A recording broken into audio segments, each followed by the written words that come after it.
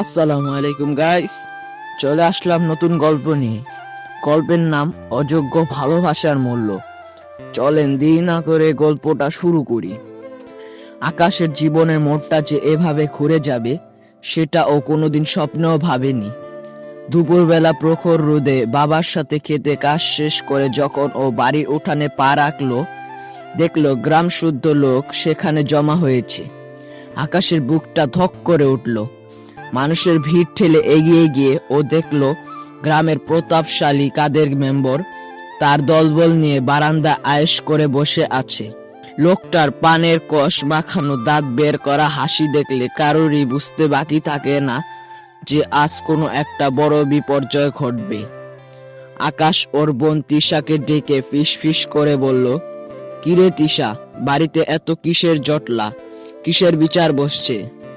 তিশা চোখ মুছতে মুছতে বলল, ভাইয়া তুই জানিস না, বাবা নাকি ঘর বাঁধার সময় মেম্বরের কাকার কাছ থেকে 500 টাকা ধার নিয়েছিল। অভাবের তাড়নায় বাবা সেটা আর ফেরত দিতে পারেনি। এখন মেম্বার বলছে সেই টাকা সুদে আসলে 1,05,000 টাকা হয়েছে। টাকা না দিলে কালকে আমাদের বাড়িটা নাকি মেম্বর কাকা লিখে নেবে। আকাশের মাথায় যেন আকাশ ভেঙে পড়ল। মাত্র 500 টাকা থেকে 1,05,000 টাকা হয় কিভাবে? ও বাইরে এসে দেখলো ওর বাবা লোকমান আলী মেম্বরের পায়ে ধরে কান্নাকাটি করছেন। বাবা বলছেন, মেম্বর সাহেব, আমাকে দয়া করে আর 1 মাস সময় দেন, আমি আপনার সব টাকা জোগাড় করে দিব, কিন্তু এই অসময়ে আমার পরিবারকে পথে বসাবেন না। কাদের মেম্বার একটা তাচ্ছিল্যে হাসি দিয়ে পা সরিয়ে নিয়ে বলল, 1 মাস? অনেক সময় দিয়েছি লোকমান, আর একদিনও সময় দেওয়া যাবে না। কালকের ভেতরে টাকা চাই, না হলে দলিল নিয়ে আসবো, বাড়ি আমার নামে লিখে দিবি। আকাশ সহ্য করতে না পেরে বলল, চাচা, 500 টাকা থেকে 1,05,000 টাকা কেমন করে হয়? এটা তো জুলুম।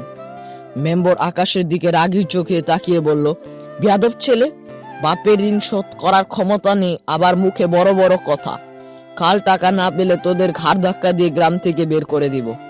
সেদিন রাতটা আকাশের পরিবারের জন্য ছিল বিভীষিকার মতো। অন্ধকার ঘরে বাবা এক কোণে বসে ফুঁপিয়ে ফুঁপিয়ে কাঁদছিলেন। পরদিন সকালে আকাশের ঘুম ভাঙল মায়ের বুক ফাটানো আর্তনাদে। আকাশের পৃথিবীটা থমকে গেল যখন সে দেখলো তার বাবা ফ্যানের সাথে অন্যায় ঝুলে আছে। বাবার নিথর দেহটা আকাশ যখন নিচে নামালো, ওর মনে হচ্ছিল ওর কলিজাটা কেউ ছিঁড়ে নিচ্ছে।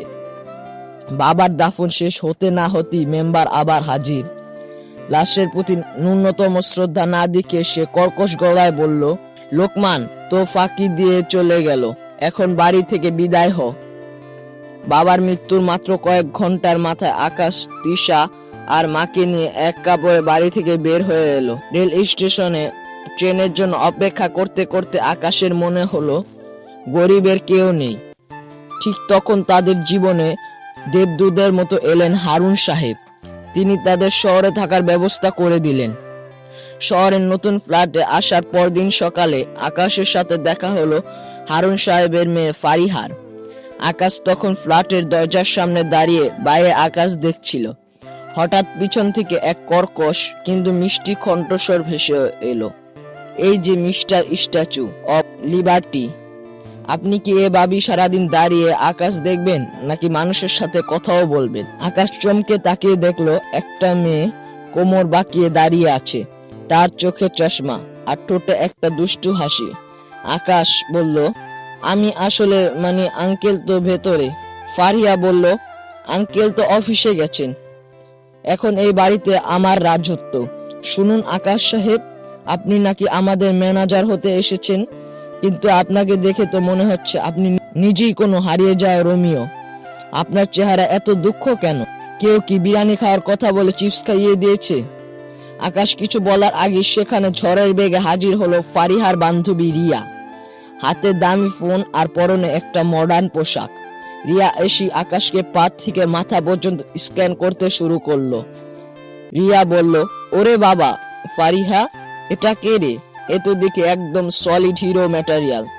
কিরে ভাই, আপনি কি সিনেমা থেকে সরাসরি এই ফ্ল্যাটে ল্যান্ড করেছেন? আকাশ মাথা চুলকে বলল, জি না, আমি তো গ্রাম থেকে এসেছি। রিয়া ফারিহার দিকে তাকিয়ে বলল, শুনলি ফারিহা, গ্রাম থেকে আসা ফ্রেশ কালেকশন। ভাই শোনেন, আপনার এই লম্বা চুল আর এই বিষণ্ণ চোখ, এসব কিন্তু টিকটকে সেই লেভেলে হিট খাবে। আমার সাথে একটা ডুয়েট করবেন নাকি? গানটা হবে, তুমি বন্ধু কালা পাখি আমি যেন কি। আকাশ হতভম্ব হয়ে বলল, টিকটক? সেটা আবার কি? রিয়া বলল, হায় আল্লাহ, ফারিহা তুই একে কোথা থেকে ধরে আনলি? ও তো টিকটক চেনে না। শোনেন আকাশ ভাই, শহরে থাকতে হলে আপনাকে একটু ডিজিটাল হতে হবে। এই যে আপনার ফোনের স্ক্রিনটা তো ফেটে একদম মাকড়সা জাল হয়ে আছে, এটা দিয়ে তো মানুষ দেখা যায় না, শুধু আতশবাজি দেখা যায়। ফারিহা বলল, রিয়া থাম তো, বেচারা তোকে দেখে এমনিতেই ভরকে গেছে। আকাশ, ওর কথায় কান দেবেন না, ও আসলে পাগলা গারদ থেকে অল্পের জন্য বেঁচে ফেরা একজন রোগী। রিয়া রেগে বলল, ও তাই? আমি পাগল? আর তুই যে সকালে আয়নার সামনে দাঁড়িয়ে আকাশ ভাইয়ের নাম জপছিলি, সেটা কি? হায় আল্লাহ, আব্বু একটা কিউট ম্যানেজার আনলো। আমি তো এখন পড়ার বদলে আকাশের দিকে তাকিয়ে থাকতেই সময় যাবে। এসব কে বলছিল শুনি? ফারিয়া লজ্জায় লাল হয়ে গেল। সে রিয়াকে মারার জন্য তাড়া করলো। আকাশ দূরে দাঁড়িয়ে এই দুই তরুণীর ঝগড়া দেখছিল। তার মনে হলো অনেকদিন পর সে যেন একটু হাসলো। হঠাৎই তার মনে পড়ল গ্রামের সেই কাদের মেম্বারের কথা। আকাশের চোখ দুটো শক্ত হয়ে গেল। আকাশ মনে মনে বলল, মেম্বার সাহেব, আপনি আমাদের ঘর ছাড়া করেছেন, কিন্তু এই শহরে আকাশ নিজেকে এমন ভাবে তৈরি করবে যে একদিন আপনার পায়ের তলা থেকে মাটি সরে যাবে। রিয়া আবার আকাশের সামনে এসে বলল, কি হলো, আবার হিরোদের মতো স্ট্যাচু হয়ে গেলেন কেন? শুনেন, কালকে আমার একটা ইউটিউব ভিডিও শুটিং আছে, আপনাকে সেখানে আমার বডিগার্ড হতে হবে।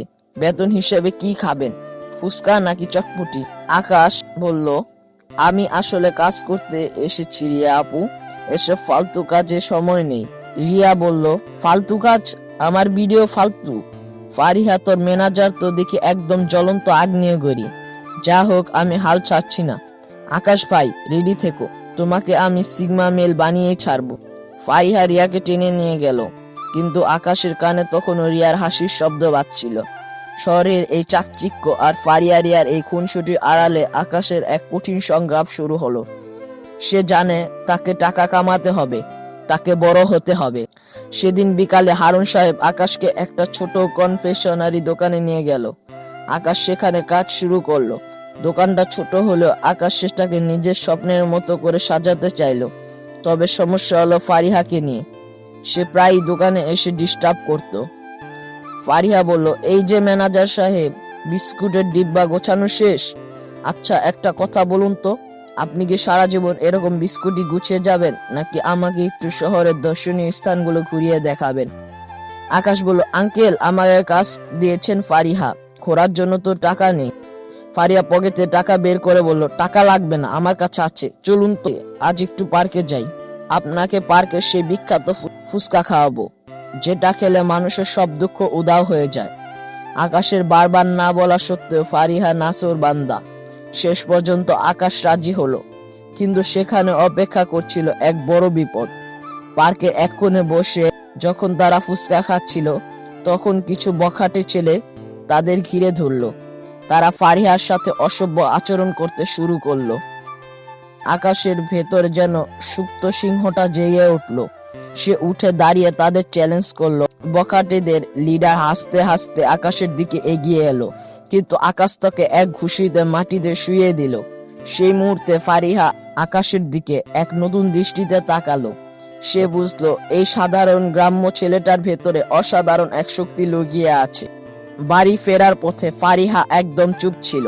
হঠাৎ সে আকাশে হাতটা একটু ছুঁয়ে বলল, থ্যাংক ইউ আকাশ, আপনি না থাকলে আজ অনেক বড় বিপদ হতো। আকাশ হাতটা সরিয়ে নিয়ে শান্ত গলায় বলল, এটা তো আমার দায়িত্ব ছিল ফারিহা, তবে মনে রাখবেন, শক্তি শুধু মারপিট করার জন্য নয়, নিজের আত্মসম্মান বাঁচানোর জন্য দরকার। রাতটা যখন গভীর হলো, আকাশ ব্যালকনিতে দাঁড়িয়ে শহরের আলোকসজ্জা দেখছিল। তার চোখে তখনও বাবার নিথর দেহটা ভাসছে। সে মনে মনে বলল, বাবা, আমি জয়ী হবই। অযোগ্য ভালোবাসার মূল্য আমি একদিন ঠিকই বুঝিয়ে দিব। আজকের মতো বিদায়। এখানেই পর্ব 1 শেষ হলো।